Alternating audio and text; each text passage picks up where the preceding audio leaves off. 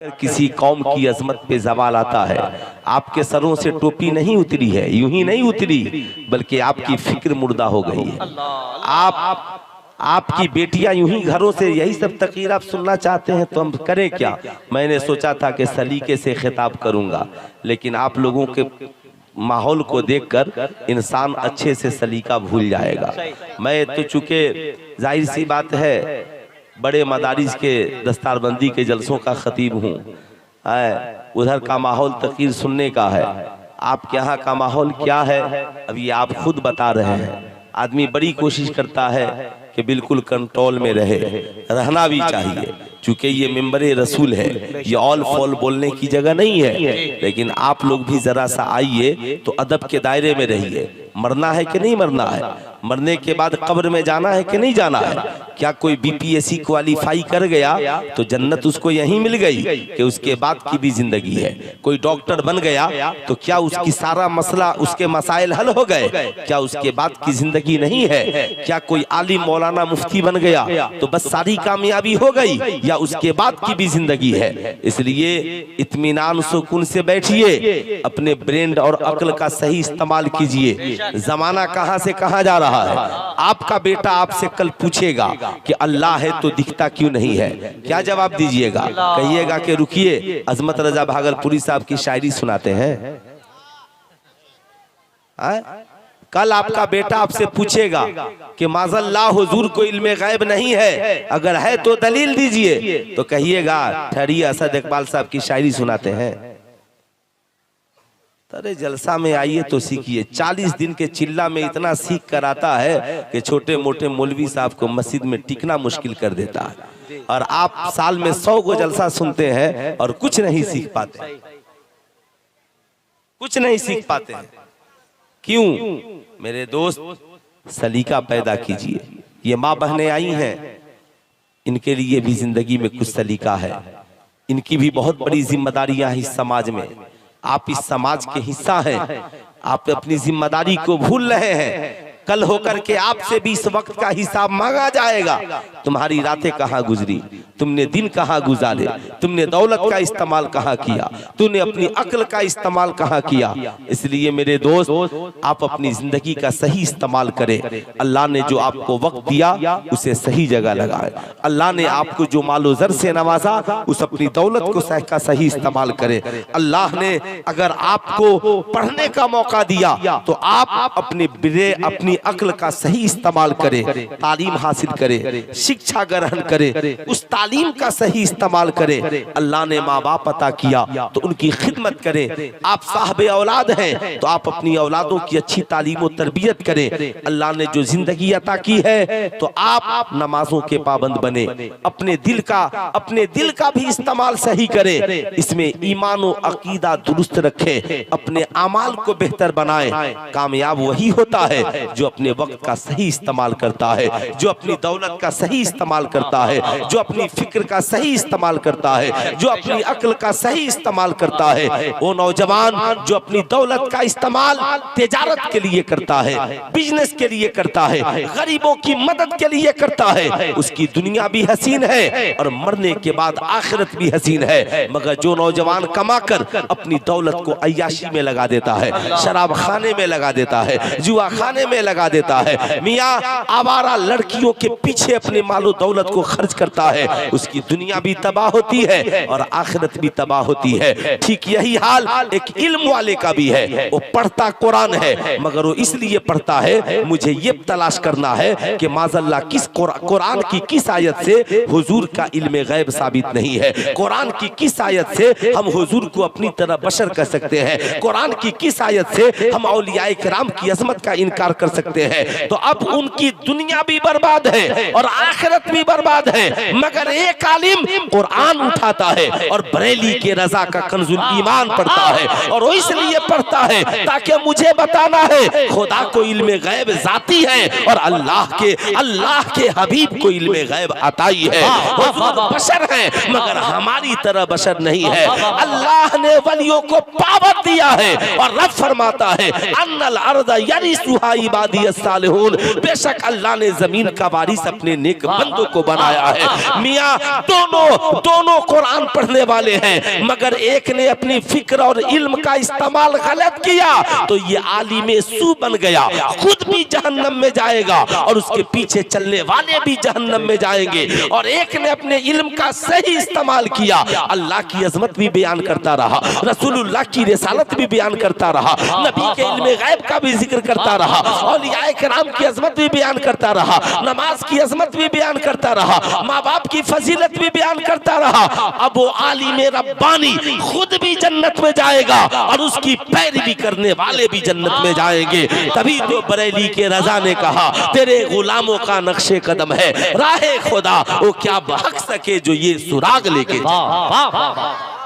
इसलिए मियाँ आप अपनी जिंदगी का सही इस्तेमाल करें। आलिम है तो अपने इल्म का सही इस्तेमाल करें। मैं अपने उलमा से भी कहूँगा, आपने देखा होगा जब कोई मरीज डॉक्टर के यहाँ पहुँचता है, डॉक्टर एक बार दवा लिखता है, फायदा नहीं होता, दूसरी बार लिखता है, फायदा नहीं होता, तीसरी बार जब मरीज पहुँचता है तो अब वो दवा नहीं लिखता, कलम को रोकता है, कहता है लगता है कि अब आपका इलाज मेरे बस की बात नहीं है, मैं आपको बड़े डॉक्टर के पास ट्रांसफर कर देता हूं, मुझसे सीनियर है चले जाएं। मैं मस्जिद के अइम्मा से भी कहूंगा और उलमा से भी कहूंगा, अगर आपके इलाके में कोई बदअकीदा है या कोई आपके मोहल्ले का बच्चा विदेश चला गया, बदअकीदों की सोहबत में रहकर आ गया, अगर कोई मसला आपसे पूछता है, अगर आपके जवाब से उसको इत्मीनान नहीं है तो आप घबराएं नहीं, आप उसको अपने से बड़े आलिम के पास ट्रांसफर करें, अपने से बड़े आलिम के करीब भेजे, वो उनसे अपने से बड़े आलिम के पास भेजे। सारे मुनाजरे खुद नहीं कर ले, याद रखें, जलसे कराएं तो आप ये देखें कि आपके इलाके में कौन सी बुराइयां हैं, उस हिसाब से आप उलमाए किराम को मदऊ करें, उस हिसाब से जलसे का उन्वान रखें, आवाम को ज़हन दे कि ये जलसे अय्याशियों के लिए, ज़हनी अय्याशियों के लिए नहीं, ये जलसे ईमान और अकायद के इस्लाह के लिए होते हैं। आपको पता है इसी इंडिया में दो नाम नेहाद मुसलमान अल्लाह की वहदानियत पे डिबेट के लिए बैठ गए, अल्लाह है कि नहीं है। मालूम है आपको लगता होगा बहुत सारे लोग बहुत खुश हुए, फला जीत गया, फला हार गया। अरे ये कम मुसीबत है कि नाम नेहाद मुसलमानों का भी यही दिन रह गया कि पहले अल्लाह के वलियों से दूर हुए, फिर नबी से दूर हुए, अब खुदा की वहदानियत और उसकी मौजूदगी के भी ये मुनकिर हो गए, माज़ल्लाह। लेकिन अल्हम्दुलिल्लाह करम है बरेली के अहमद रजा का, जिसने हमें अल्लाह वाला भी बनाया है, रसूल वाला भी बनाया है, सहाबा वाला भी बनाया है, वली वाला भी बनाया है, नमाज पढ़ने का सलीका भी सिखलाया है, माँ बाप के अदब का तरीका भी बताया है, जिसने हमें राफसी नहीं बनने दिया, हमें खारजी नहीं बनने दिया, हमें दहरिया नहीं बनने दिया। याद रखिएगा साहब, याद रखिएगा, जिंदगी में हर जगह अक्ल का इस्तेमाल मत कीजिए। अक्ल कुरान अक्ल वालों से खिताब करता है, अफला यतदब्बरूनल कुरान, ऐ कुरान रखने वालों, कुरान रखते हो मगर गौर व फिक्र क्यों नहीं करते। कुरान जगह जगह कहता है यतफक्करून, फिक्र करो, यतदब्बरून, गौर करो, आलमून, ऐ इल्म वालों मेरी तरफ देखो। याद रखिएगा उलुल अलबाब, ऐ साहबे फिक्रो नजर मेरी तरफ देखो। कुरान जगह जगह फिक्रो नजर वालों को खिताब करता है, मगर कहीं कहीं अक्ल वालों को डांटता भी है। अक्ल का इस्तेमाल हर जगह मत करना। जमीन कैसे बनी, अक्ल का इस्तेमाल करो। सीरू फिल अर्द, जमीन में सैर करो, फिर मेरी निशानियां देखो। मैंने जमीन को मुर्दा किया, फिर इसे बारिश के जरिया कैसे जिंदा किया। देख दरख्त के पत्ते झड़ गए और फिर मैंने दरख्तों में कैसे पत्ता अता किए। देखो एक इंसान कैसे मुर्दा होता है और कैसे फिर जिंदा होता है। याद रखिएगा जब दुनिया के नजारे की बात आई तो रब ने कहा इसमें गौर करो। जब मच्छर की पैदाइश की बारी आई रब ने कहा इसमें गौर करो। जब मक्खी की पैदाइश की बारी आई रब ने कहा इसमें गौर करो।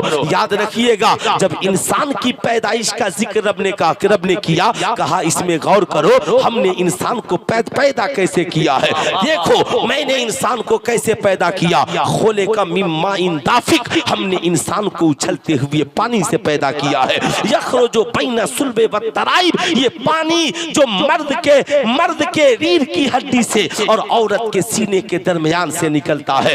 याद रखना, तुम गौर करो, मिनहा खलकनाकुम व फीहा नुईदुकुम व मिनहा नुखरिजुकुम तारतन उखरा। हमने तुझे इसी मिट्टी से बनाया है, इसी मिट्टी में डालेंगे, फिर इसी मिट्टी से उठाएंगे।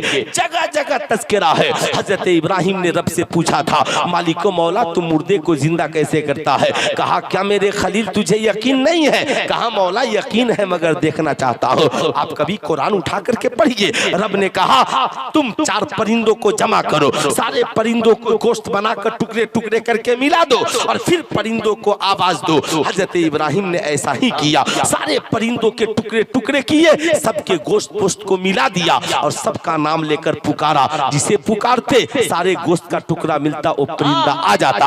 अल्लाह ने इसका जिक्र कुरान में किया। कहा मेरे खलील तूने देख लिया तेरा रब कैसे मुर्दों को जिंदा करता है, मुर्दों को जिंदा करता है। लेकिन बारी बारी जब शहीदों की जिंदगी की आई तो रब ने कहा वला तक़ूलू लिमन युक़तलु फी सबीलिल्लाहि अमवात बल अहयाउ वलाकिन ला तशऊरून। जो खुदा की राह में कत्ल किए जाएं, मारे जाएं, उन्हें मुर्दा मत कहो। बल अहयाउ बल्कि वो जिंदा है। मेरे मालिको मौला जो तेरी राह में कत्ल किए जाएं वो जिंदा है। हाँ जिंदा है। का रूह निकल गई है फिर भी कहो जिंदा है, बाजू कट गए हैं फिर भी कहो जिंदा है। हाँ तेरे रब का हुक्म है, तुझे कहना ही पड़ेगा। मुहद्दिस हो, मुफक्किर हो, आलिम हो, मौलाना हो, मुफ्ती हो, मुसलमान हो, साहबे ईमान हो, अक्ल माने न माने, साइंस माने न माने, डॉक्टर माने न माने, इंजीनियर माने न माने,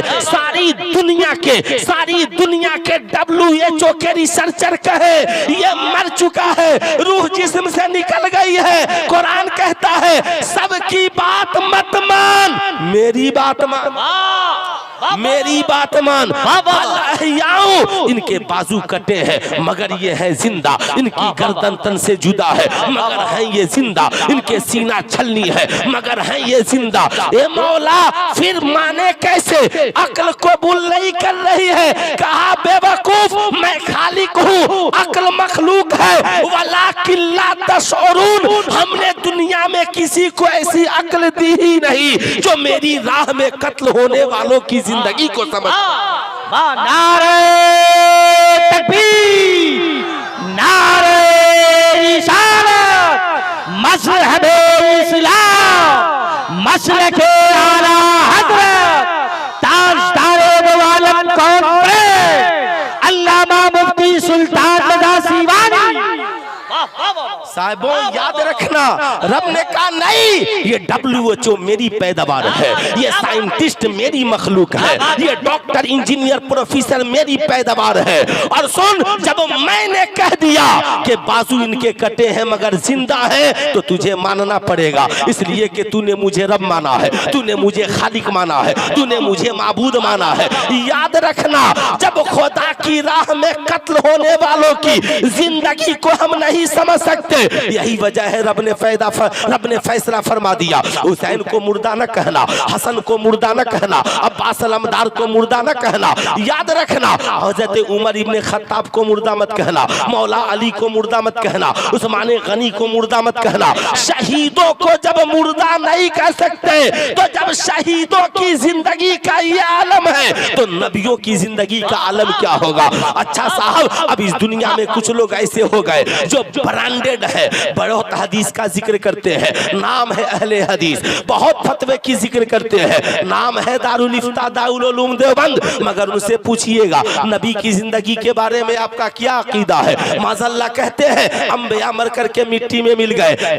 बड़े बेवकूफ आदमी है, आपको सिर्फ हदीसें नजर आती हैं तो वही हदीसें आपको कौन सी हदीसें नजर आती है जहां पे आप सिर्फ यही पढ़ते हो कि साहब जो मर गया वो मिट गया, खत्म हो गया। अरे कभी सरकार की बारगाह में पहुंचो, उठाओ इब्ने माजा शरीफ की हदीसे पाक है। सहाबे कराम अर्ज गुजार हुए, हुजूर ये बताया जाए अंबिया जिंदा है या मुर्दा? अंबिया जिंदा है या मुर्दा है? मुर्दा है।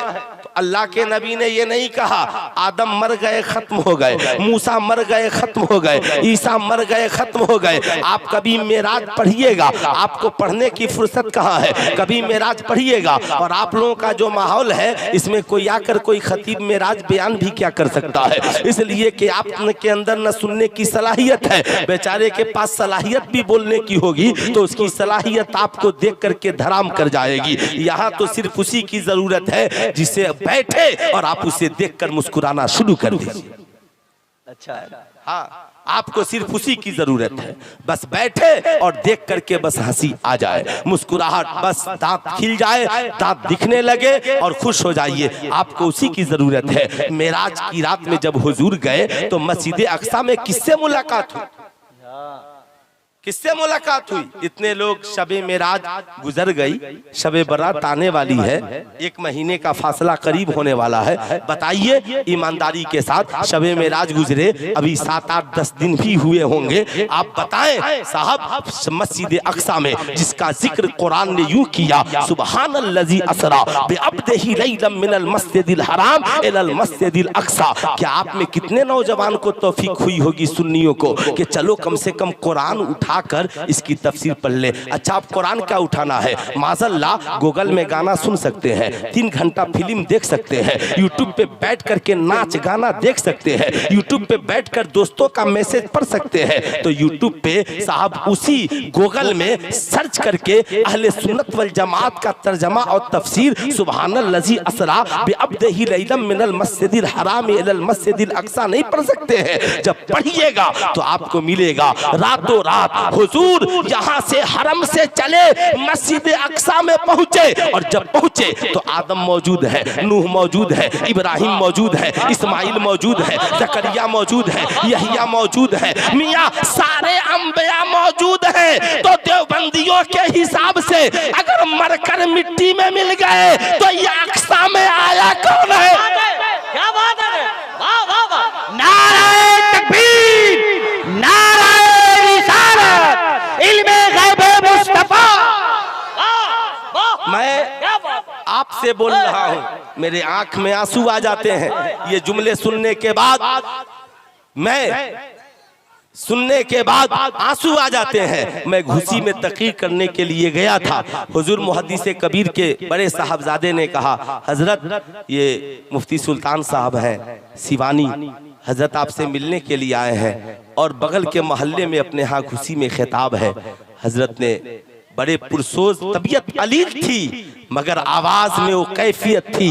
कहा, मौलाना सुल्तान आप जहाँ जा रहे हैं वहाँ सुलह कुल्लियत बहुत है, और आप लोग अगर इस मैदान में नहीं आएंगे और इसका ख्याल करते हुए कौम को नहीं समझाएंगे तो फिर ईमान लूट जाएगा, ईमान सलामत नहीं रह पाएगा। याद रखिएगा, मैं बताना चाहूंगा, आज आपके माशरे में करोड़ों मौलवी घूम रहे हैं जो कहते हैं माज़अल्लाह हुजूर मर करके मिट्टी में मिल गए, मगर ये हमारी कौम, नारा लगाने वाली कौम कब जानेगी कि हुजूर जिंदा है।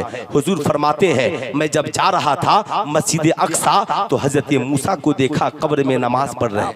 सुभान अल्लाह। कर रहे हैं कब्र में नमाज पढ़ रहे हैं। अब सुनिएगा, हजरत मूसा कब्र में भी हैं, गौर से सुनिएगा, हजरत मूसा कब्र में भी है।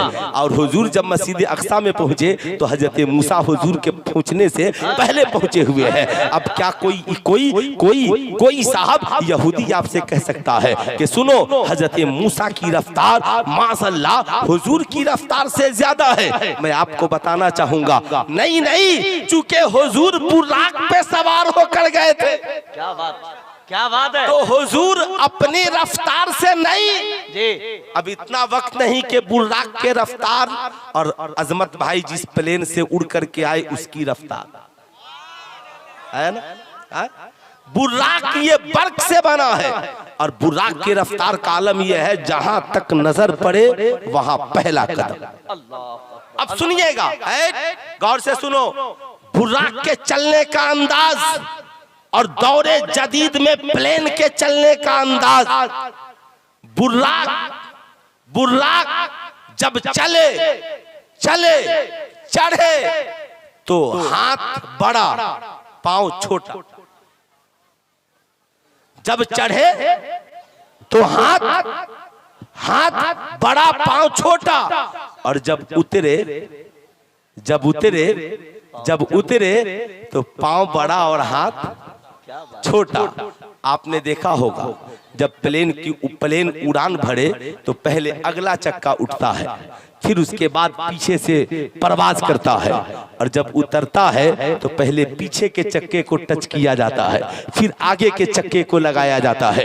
याद रखिएगा, मगर आज तक साइंटिस्टों में कोई ऐसा साइंटिस्ट जन्म नहीं लिया जो प्लेन की नंगी पुष्ट पर बैठे और दमदम एयरपोर्ट से उड़े कोलकाता से और आपके बागडोगरा बैठकर प्लेन की पुष्ट और छत पर आ जाए। मगर ये मुस्तफा जाने रहमत का कमाल है, बुर्राक की नंगी पुष्ट पर बैठे हैं और हजारों मील की रफ्तार से बुर्राक का सफर तय हो रहा है। न बुर्राक को खतरा हो सका, न आमिना के लाल के वजूद को खतरा, ना आमिना के लाल के वजूद को खतरा हो सका। मैं बताना चाहूंगा ये बुर्राक का रफ्तार है, तो हुजूर बुर्राक के रफ्तार से जा रहे हैं और हजरत मूसा नबूवत के रफ्तार से जा रहे हैं। नबूवत का रफ्तार बुर्राक के रफ्तार से ज्यादा है। रब ने दिखा दिया कि अभी मेरे महबूब का रफ्तार शुरू नहीं हुआ है। हुजूर बुर्राक पे चले, मस्जिद अक्सा तक पहुंचे, मस्जिद अक्सा से हुजूर नूर की सीढ़ियों पे चले और साहब आसमान तक पहुंचे, आसमान से फरिश्तों के बाजू पर चले और सिदरा तक पहुंचे, और सिदरा से हुजूर रफ पर सवार हुए, खुदा की मका से लामका तक मका से लामका तक पहुंचे। बरेली के रजा ने इसका जिक्र यूं किया, वही लामका के मकी हुए, सरे अर्श तख्त नसी हुए। ये नबी है जिनके है ये मका, वो खुदा है जिसका मका नहीं। अब जरा ठहर जाइएगा, हजरत आदम मौजूद, हजरत मूसा मौजूद, हजरत ईसा मौजूद, हजरत जकरिया मौजूद, हजरत यहिया मौजूद, सारे अंबिया मौजूद। हुजूर इमामत फरमा रहे हैं। जिब्रील अमीन ने कलाई पकड़ी, आगे बढ़ा दिया, हुजूर इमामत फरमाए, बता दिया इमाम वही होगा जो सबसे काबिल होगा, जो सबसे आला होगा, जो सबसे अफजल होगा। तभी तो बरेली के रजा ने कहा सबसे आला व औला हमारा नबी, सबसे बाला व आला हमारा नबी, सारे अच्छों से अच्छा समझिए जिसे है उन अच्छों से अच्छा हमारा नबी। तभी तो सहाबा ने हुजूर से पूछा, हुजूर अंबिया जिंदा है, इसके बारे में आप क्या फरमा रहे हैं? हुजूर फरमाते हैं इन्नल्लाह हर्रमा अलल अर्दी अन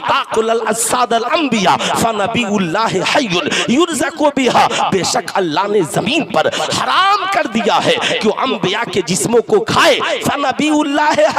अल्लाह के नबी जिंदा है, युरज़क़ु बिहा, और उन्हें रिस्क भी दिया जाता है। पता क्या चला, नबी ने मस्जिद नबवी के मेंबर पर यह बता दिया आदम जिंदा है, नूह जिंदा है, जकरिया जिंदा है, यहिया जिंदा है। तो जब मुक्तदी जिंदा है तो इमाम कब मुर्दा हो सकता है? इमाम कब मुर्दा हो सकता है? तभी तो मेरे आला हजरत जब तक इंडिया में रहे किताबों में पढ़कर बताया हुजूर जिंदा है, हदीसों से साबित करके बताया हुजूर जिंदा है, और जब मदीने में गए तो निगाहों से देखकर कहा तू जिंदा है वल्लाह, तू जिंदा है वल्लाह, मेरे चश्मे आलम से छुप जाने वाले। बताओ हुजूर जिंदा है या मुर्दा? पूरा मजमा हाथ उठाकर बोलिए हुजूर जिंदा है या मुर्दा? सब कोई जान गया हमारा अकीदा क्या है, हुजूर जिंदा है। बताओ जब हुजूर जिंदा तो हुजूर को बनाने वाला रब कब मुर्दा हो सकता है? माज़अल्लाह, ये कैसे हैं जो कहते हैं कि खुदा है ही नहीं? मैं आपको याद दिलाना चाहूंगा, यहाँ पे जितने ब्रिलियंट और अक्ल वाले हैं सारे अक्ल वालों को जमा कीजिए। अच्छा, अक्ल वालों की पहचान कैसे होगी? तो अजमत भाई कहेंगे मौलाना साहब अक्ल वालों की पहचान ऐसे होगी कि अक्ल उसी की सबसे ज्यादा मानी जाएगी जिसका मैथ सबसे ज्यादा मजबूत हो। जैसे जैसे जैसे याद रखिएगा, हमारे यहाँ मदरसों में उसी आलिम को सबसे ज्यादा ब्रिलियंट माना जाता है जो इल्मे मीरास में सबसे ज्यादा मजबूत हो। याद रखिएगा। अब मैंने कहा सारे अक्ल वालों को जमा कीजिए, सारे अक्ल वाले जमा हो गए। मैंने कहा बाबू सुनो, बताओ तुम सब मैथ के जानकार हो? कहा हाँ हजरत जानकार है। मैंने कहा मैथ की शुरुआत कहाँ से होती है? कहा मौलाना साहब जब हम लोग पढ़ने के लिए गए तो सबसे पहले हमें गिनती लिखना सिखलाया गया। मैंने कहा तो फिर गए मैथ की शुरुआत, एक काम करो गिनती लिखो। बच्चे ने एक से लिखना शुरू किया।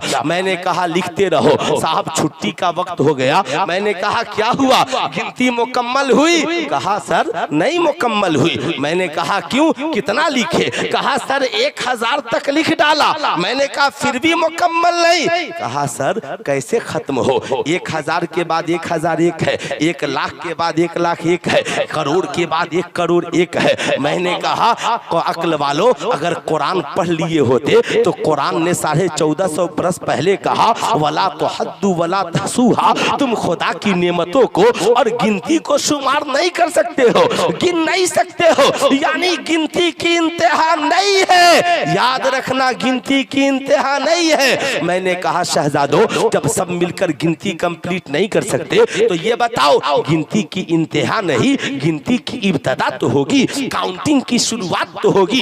काउंटिंग की इंतहा नहीं, काउंटिंग का एंड नहीं, तो काउंटिंग की शुरुआत तो है। कहा हाँ मौलाना साहब शुरुआत है, 9 ही 1 से लेके 9 तक हम लिखते हैं और इसी से सारे आदाद बनते हैं। मैंने कहा बताओ। कहा पहले 9 था, 9 से पहले 8, 8 से पहले 7, 7 से पहले 6, 6 से पहले 5, 5 से पहले 4, 4 से पहले 3, 3 से पहले 2, 2 से पहले 1। मैंने कहा अब बच्चा खामोश हो गया। कहा सर 1 से पहले कुछ नहीं है, 1 से पहले 0 है। मैंने कहा फिर ये 1? कहा ये 1 अपने आप है। कहा 1 को किसने बनाया? कहा 1 को किसी ने नहीं बनाया। कहा ये 2? कहा इस 2 को उसी 1 ने बनाया है। कहा 3? कहा उसी 1 ने 3 को बनाया है। कहा ये 4? कहा उसी 1 से 4 है। कहा ये 5? कहा उसी 1 से 5 है। ये 6? कहा उसी 1 से 6 है। कहा ये 100? कहा उसी 1 से 100 है। कहा अगर वो 1 न हो, कहा अगर वो 1 न हो तो ये 2 न होगा, ये 3 न होगा, ये 4 न होगा, ये 5 न होगा, ये सैकड़ों नहीं होंगे बल्कि ये करोड़ों जो हैं ये उसी 1 ने करोड़ों को बनाए हैं। मैंने कहा तो बताओ ये करोड़ों ताकतवर है या वो 1 ताकतवर है? कहा नहीं मौलाना साहब ये करोड़ों बनने वाले हैं और वो 1 बनाने वाला है। इसलिए 1 अकेले रहकर भी सब पर भारी है, 1 अकेले रहकर भी ताकतवर है, 1 अकेले रहकर भी ताकतवर है। उसी 1 ने सबको बनाया है। इसी वजह से सुल्तान रज़ा कहता है दुनिया में कोई ऐसा इल्म नहीं है जो इंसान को अल्लाह की वहदानियत तक नहीं पहुंचा दे, मगर अक्ल का इस्तेमाल करो। साइंटिस्टों ने आज माना कि उसी 1 ने सबको बनाया है। कुरान ने 1450 बरस पहले कहा महबूब कह दीजिए कुल हो अल्लाहु अहद अल्लाहु समद लम यलिद व लम यूलद व लम यकुल लहू कुफुवन अहद। महबूब कह दीजिए अल्लाह एक है, वो बेनियाज है, वो किसी का बाप नहीं, उसकी कोई औलाद नहीं। इन्नल्लाह अला कुल्लि शैइन कदीर, बेशक तेरा रब हर शय पर कादिर है। वो कुन कह दे तो फयकून, ये दुनिया हो जाए, ये दुनिया हो जाए। यही वजह है मैं आपको याद दिलाना चाहूंगा मियाँ अक्ल का कमाल ये है कि प्लेन बनाए इंसान चांद पे चला जाए। कुरान उसका जिक्र करता है वल कमरी इज्जत दसक लतरकबुन्ना तबकन अन तबक फमा लहुम ला युमिनून। कसम है उस चमकते चांद की, एक जमाना आएगा लोग सवारी बनाएंगे चांद पे चले जाएंगे। तो अक्ल का कमाल ये है कि इंसान सवारी बनाए चांद पे चला जाए, मगर उंगली मुस्तफा का कमाल ये है नबी इशारा करे चांद 2 टुकड़े हो जाए।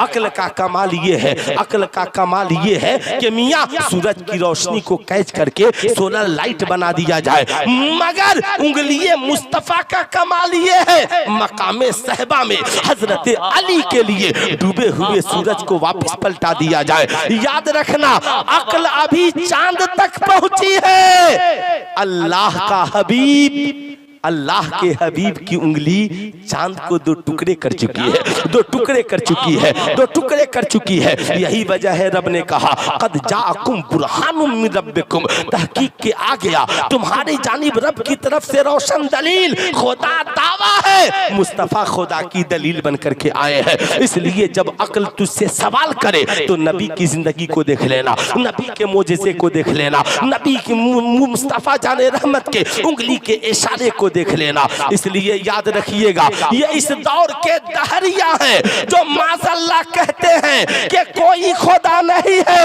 ये दुनिया अपने आप चल रही है, मगर इस्लाम कहता है मेरा और तेरा खुदा जिसने सारी कायनात को पैदा किया वो हमेशा से है और हमेशा रहेगा।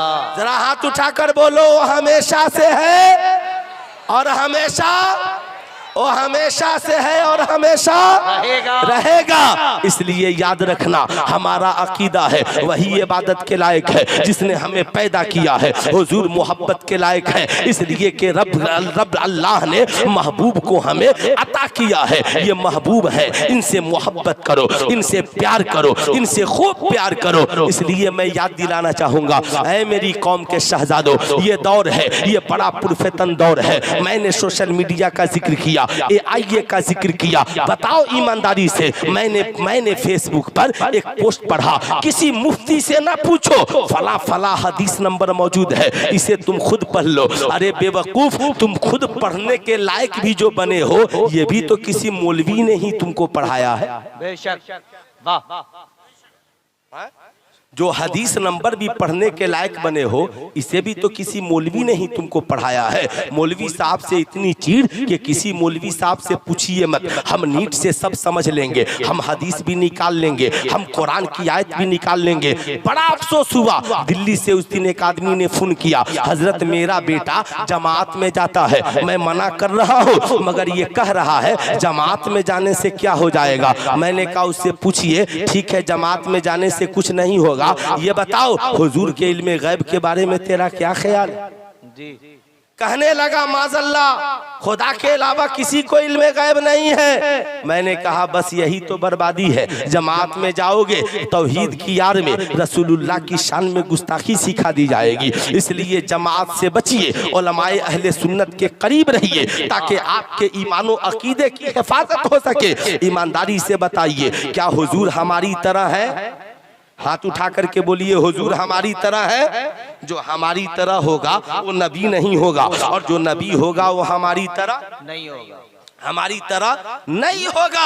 याद रखिएगा, इसलिए इन बातों का जानना बहुत जरूरी है। मगर जिस पुरफतन दौर में हम जी रहे हैं, नहीं मौलाना साहब हम सब यूट्यूब से सीख लेंगे। मैंने कहा एक काम कीजिए कौनैन भाई, एक बच्चे से कहिए जो कहता है सब यूट्यूब से सीख लेंगे, अब्बा हार्ट के मरीज है, हार्ट का ऑपरेशन करना है तो डॉक्टर के पास ले जाने की क्या जरूरत है। एक काम कीजिए, यूट्यूब पे हार्ट का ऑपरेशन का तरीका मौजूद है, यूट्यूब को खोल करके रख दीजिए और अब्बा के हार्ट का ऑपरेशन खुद कर दीजिए। एक काम कीजिए, आंख के ऑपरेशन का तरीका यूट्यूब पर मौजूद है कि नहीं है? है ना? तो एक काम कीजिए, है कोई जो बीमार जो आंख का ऑपरेशन यूट्यूब से करा ले? आप कहेंगे मौलवी साहब बड़े बेवकूफ आदमी आप पर लगते हैं। अरे मौलाना आंख चली जाएगी, जिंदगी खत्म हो जाएगी, ये जान की बात है, जान की। यूट्यूब पे देख करके हम ऑपरेशन करा लेंगे, ऐसा हो सकता है? मैंने कहा किससे ऑपरेशन कराइएगा? कहा उससे ऑपरेशन कराएंगे जो आई स्पेशलिस्ट हो, जो हार्ट स्पेशलिस्ट हो, जो किडनी स्पेशलिस्ट हो। याद रखिए मौलाना साहब, हम इतने बेवकूफ नहीं हैं, हम उस डॉक्टर को चुनेंगे जिसने सैकड़ों मरीजों के हार्ट का कामयाब ऑपरेशन किया हो, उससे कराएंगे। मैंने कहा बात समझ में आ गई, यानी जान की फिक्र आपको है मगर ईमान जो जान से भी ज्यादा कीमती है उस ईमान की फिक्र आपको नहीं है। अरे यार जब जान की हिफाजत के लिए आप बगैर स्पेशलिस्ट डॉक्टर के आप हार्ट का ऑपरेशन नहीं करा सकते तो दीनों ईमान की हिफाजत के लिए हर मौलवी के पास क्यों चले जाते हैं? इंजीनियर बोले तो भी ठीक, डॉक्टर बोले तो भी ठीक, प्रोफेसर तकरीर करे तो भी ठीक, यानी दीन सबसे सीख लीजिएगा मगर इलाज इलाज सबसे नहीं कराइएगा। अरे मियाँ, इसलिए सुल्तान रजा कहना चाहेगा, जैसे यूट्यूब के चैनल के तरीकों से आप हार्ट का ऑपरेशन नहीं कराते तो यूट्यूब पे सैकड़ों नाहंजार मौलवी जो तारिक मसूद की तरह मौजूद है, जिन्हें माशाल्लाह कुरान के ग्रामर में गलती नजर आ रही है, वो क्या कुरान की तबलीग करेंगे, जिन्होंने कहा था पाकिस्तान से कि मियां कुरान के ग्रामर में गलती हो सकती है, जिसके बारे में रब ने कहा जालिकल किताब ला रईब फी, ये वो मुकद्दस किताब है जिसमें शक की कोई गुंजाइश नहीं। अजमत भाई, एक रात तो हद हो गई। एक नौजवान ने मुझे एक क्लिप भेजा, कहा हजरत ये जरा सा सुनिएगा, एक मौलवी साहब मेरी बीवी ने मुझको क्लिप भेजा है, जरा देखिएगा ये क्या है, सही है? मौलवी साहब बोल रहे हैं। मैंने साहब जब उस क्लिप को खोला, मैं समझ गया ये तारिक मसूद है, जरूर कोई ऑल फॉल बोला होगा। जब मैंने उसकी क्लिप को सुनना शुरू किया, वो बोला था माँ भी भूखी हो, बीवी भी भूखी हो, बच्चे भी भूखे हो, बाप भी भूखा हो, और जब पहला लुकमा मिले तो माँ को नहीं, बाप को नहीं, भाई को नहीं, बेटा को नहीं, बेटी को नहीं, सबसे पहले बीवी के मुंह में डाल देना, सबसे पहले बीवी के मुंह में डाल देना। तब उस नौजवान हजरत ये सही है? मैंने कहा बिल्कुल गलत है, इसलिए कि मर्द की जिंदगी में पहला हक हमारी माँ का। किसका है? पूरा मजमा हाथ उठाकर बोले किसका है? किसका है? माँ का। तो जो मौलवी अपनी माँ का नहीं है, जो मौलवी कुरान का वफादार नहीं है, उससे आप यूट्यूब पे दीन सीखिएगा, उस मिर्जा जहली से दीन सीखिएगा। इसलिए सुल्तान रजा कहना चाहेगा, जैसे हार्ट का ऑपरेशन हर डॉक्टर से नहीं करा सकते, ऐसे दीन और इस्लाम हर आलिम से नहीं सीख सकते, उससे सीखिए जो अबू बकर का वफादार हो, जो उमर का वफादार हो, उस्मान गनी का वफादार हो, मौला अली का वफादार हो, अहले बैत का वफादार हो, उससे सीखिए। जो इमाम आजम अबू हनीफा का मसलक मानने वाला हो, जो चारे अइम्मा का मसलक मानने वाला हो, उससे सीखिए। जो गौसे आजम का आशिक हो, उससे सीखिए। जो ख्वाजा गरीब नवाज का आशिक हो, उससे सीखिए। जो मुजद्दिद अल्फसानी के नक्शे कदम पे चलने वाला हो, और इस दौर में उससे सीखिए जो 14वीं सदी के मुजद्दिद सैयदी सरकार आला हजरत के फतवे और नक्शे कदम पे चलने वाला। सुभान अल्लाह, नारे तकबीर।